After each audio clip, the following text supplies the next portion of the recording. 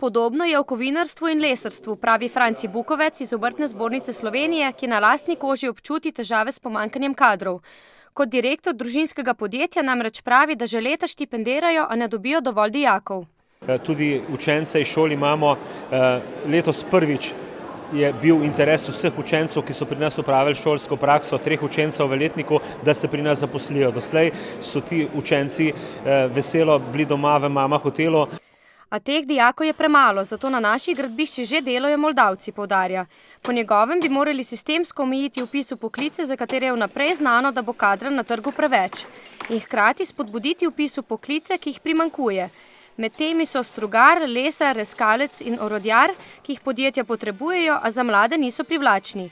Kot pravi direktor šolskega centra Novo mesto Štefan David, se recimo za orodjarja na Dolenjskem odločijo zgolj 2 do 3 dijaki letno. Zato bo njihova vloga na področju tehniškega izobraževanja v prihodnje še pomembnejša, je prepričan David.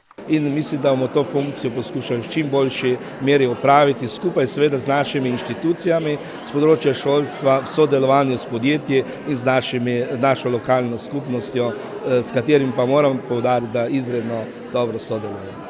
V programe na novomeškem šolskem centru je sicer letos vpisanih 2960 dijakov.